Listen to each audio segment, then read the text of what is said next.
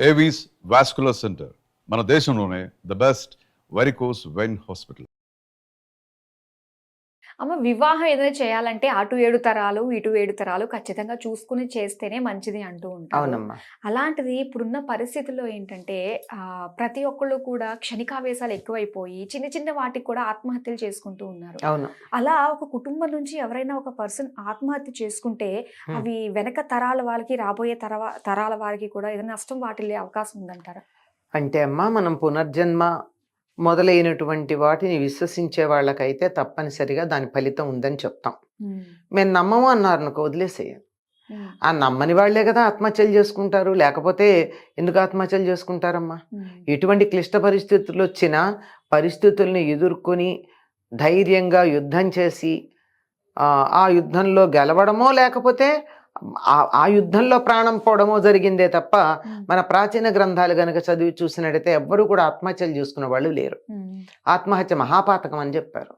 పాపాన్ని మించింది పాతకం.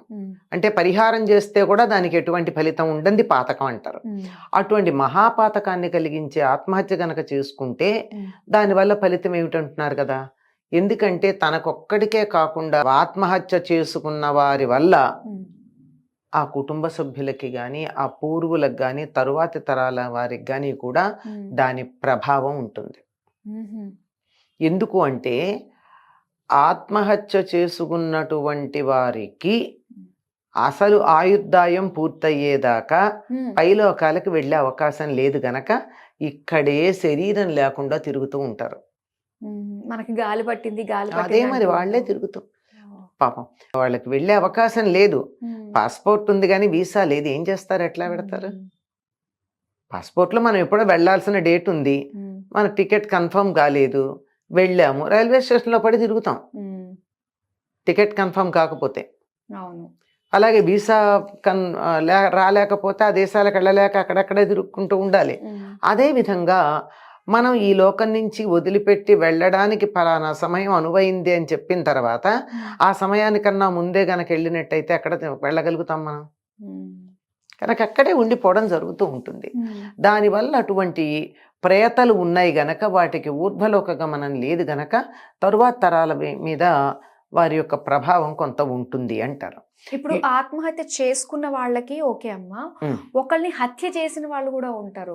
వాళ్ళు ప్రమేయం లేకుండానే వేరే వాళ్ళు వీళ్ళని హత్య చేస్తారు. మరి అలాంటి ఆత్మలకి ఏంటి? అది హత్య చేయబడ్డవాళ్ళు. హత్య చేయబడ్డవాళ్ళు. వాళ్ళకి హత్య చేయబడ్డాడంటే తప్పనిసరిగా అతడికి కాలం మూడే ఉంటుంది. ఒకవేళ అనుకోకుండా జరిగి మరి ఆత్మహత్య కాకుండా అకాల మరణాలు, దుర్ఘటనలు ఉంటాయి, యాక్సిడెంట్లు, అట్లాంటి వాటిల్లో కానీ ఇలా హత్య చేయబడి కానీ ఇలా గనక వెళ్ళిపోతే వాళ్ళకు కూడా కొంచెం ఇబ్బందే. కాకపోతే అది వాళ్ళ జీవుడు కావాలని కోరుకోలేదు కదా, చచ్చిపోదామని అనుకోలేదు కదా. అందువల్ల వాళ్ళకి ఉత్తర క్రియలు బాగా సవ్యంగా గనక చేసినట్టయితే వాళ్ళు పైలోకాలకు వెళ్ళడం జరుగుతుంది. ఉత్తర క్రియలు బాగా చేస్తే. ఈ ఆత్మహత్య చేసినటువంటి వాళ్ళకి ఆత్మహత్య చేసుకున్నటువంటి వారికి పైలోకాలకు వెళ్ళడానికి తొందరగా అనుమతి లభించదు. మనం ఉత్తర క్రియలు చేసేటటువంటి పద్ధతి కూడా వాళ్ళకి చేసే పద్ధతే లేదని చెప్తారు. అట్లా అయినా కానీ తరువాత తరాల వాళ్ళు చెయ్యాలి. ఉత్తర క్రియలు చేస్తే తప్ప ఆ ముందు తరాల వాళ్ళు పైకి వెళ్ళరు. తరువాతి తరాల వాళ్ళు శరీరం వదిలేక కూడా ఎక్కడికి వెళ్లకుండా ఇక్కడే ఉండిపోవడం జరుగుతుంది. దాని ఎఫెక్ట్ ఆ తర్వాత తరాలకు కూడా వస్తుంది. అందువల్ల ఒకళ్ళు ఆత్మహత్య చేసుకున్నారు అంటే అర్థం ఏమిటంటే తమ ముందు తరాల వాళ్ళ మీద, తరువాత తరాల వాళ్ళ మీద కూడా వాళ్ళకి ఇష్టం లేదు, వాళ్ళ మీద కూడా ప్రేమ లేదు. తన మీద తనకి ఎట్లాగో లేదు, తన మీద లేకపోవడం వల్లే ఆత్మహత్య చేసుకోవడం. కానీ ఎంత ఉందంటే ప్రేమ, స్వార్థం ఎక్కువయ్యి నేను ఈ కించిత్తు కష్టపడలేను అనేటటువంటి స్వార్థంతో, కష్టపడడానికి ఇష్టపడక సుఖం మాత్రమే కావాలనే ఒక స్వార్థంతో ఈ శరీరాన్ని అంతం చేయడం మొదలు పెట్టుకుంటారు. ఇక్కడ ఆత్మహత్య అంటే శరీరానికి అంతం, ఆత్మకి ఏమవదు. ఆత్మశబ్దానికి శరీరం అనే అర్థం కూడా ఉంది. ఈ శరీరాన్ని ఇక్కడ వదిలిపెట్టిపోతున్నారే తప్ప ఆత్మ ఏమవదు కదా. అందువల్ల ఇక్కడిక్కడే ఉండడం ఉంటుంది. వాళ్ళు వెళ్ళరు గనక తరువాత తరాలు వాళ్ళు వెళ్ళే అవకాశం లేదు. ఉదాహరణకి పితృకార్యాలు చేసేటప్పుడు 3 తరాలు చెప్తారంట. ఎవరికి చేస్తున్నారో తద్దినం పెడుతున్నారో వాళ్ళని వసురూపం అంటారు, వాళ్ళ తండ్రిని రుద్రరూపం అంటారు, వారి తండ్రిని రుద్రరూపం అంటారు. ఆ పైన 3వ తరం పై తరం వాళ్ళని ఆదిత్య రూపం అంటారు. ఈయనకి తద్దినం పెట్టే వాళ్ళు చనిపోయారు అనుకోండి, అప్పుడు ఏమవుతుంది, ఈ చనిపోయిన ఆయన కొడుకు పెడతాడు కదా, ఈయన వసురూపం అవుతాడు. ఇంతకు ముందు వసురూపంలో ఉన్న ఆయన ఆదిత్య రూపం అవుతుంది, రుద్రరూపం అవుతాడు. రుద్ర రూపంలో ఉన్నవాడు ఆదిత్య రూపం అవుతాడు. అంతకుముందు ఆదిత్య రూపంలో ఉన్నవాడు సూర్యుడిలో కలిసిపోతాడు. ఈ హైరార్కీ ఉంది. ఈ మధ్యలో ఎవడికో ఒకటి పెట్టలేదు. హైరార్కీ ముందు వాడు వెళ్ళకపోతే తర్వాత వాడు మెట్టెక్కే ఛాన్స్ ఎక్కడుంది? లేదుగా. అర్థమైందే లాజిక్? అంచేత సవ్యంగానే ఉండాలి. దయచేసి ఎవ్వరూ ఆత్మహత్యలు చేసుకోవద్దండి. ఆత్మహత్యలు చేసుకుంటే సాధించేది ఏమీ లేదు. చాలామంది అనుకుంటారు ఈ క్షణాన మేము చచ్చిపోతే సుఖపడిపోతాం, కష్టపడలేకపోతున్నామని. వాళ్ళు తిరిగి వచ్చి చెప్పే అవకాశం లేదు, కానీ వాళ్లే చెప్పగలిగితే తెలుస్తుంది. బతికుండగా ఈ శరీరంతో పడే కష్టం ముందు శరీరం లేకుండా మేము ఇప్పుడు పడే కష్టం చాలా ఎక్కువగా ఉంది, అలా పడిపోండి తేలిగ్గా అయిపోతుంది, ఇలా పడలేరు మీరు అని చెప్తారు.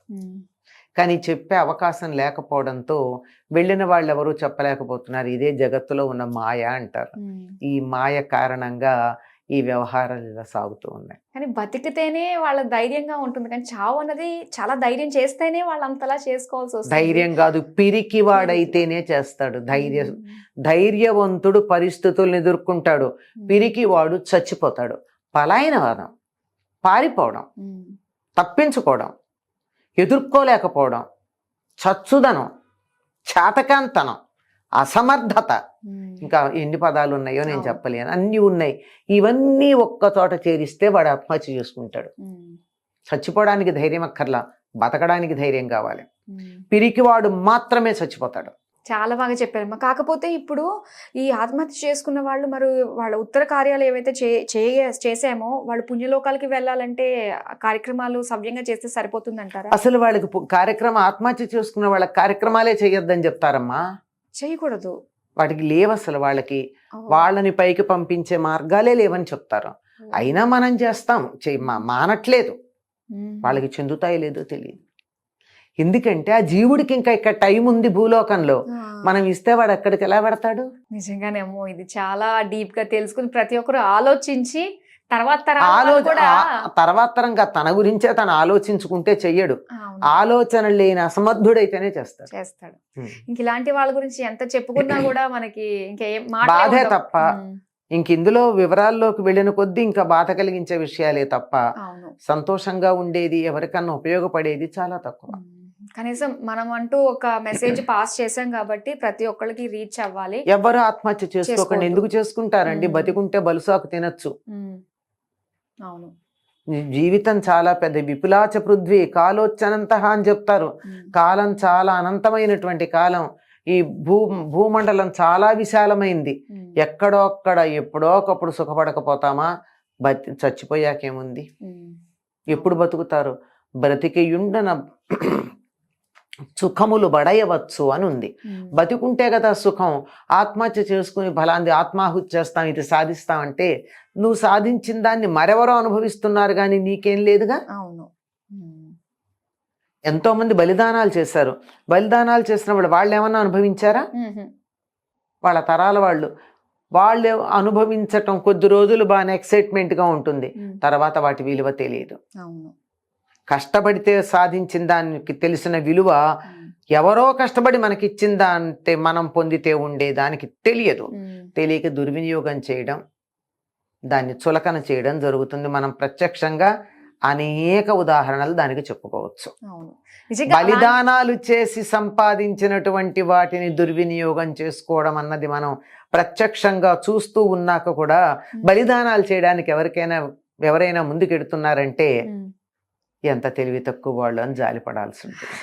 అంతే. ఇంకా ఓకే అమ్మా, అసలు అలాంటి ఫీల్ ఎవరికైనా వచ్చినా కూడా అలాంటి టైంలో నిజంగా మన ఈ ఎపిసోడ్ కనుక టెలికాస్ట్ అయితే వాళ్ళ అదృష్టవంతులు. నిజంగా చాలా చక్కగా తెలియజేసినందుకు ధన్యవాదాలమ్మా.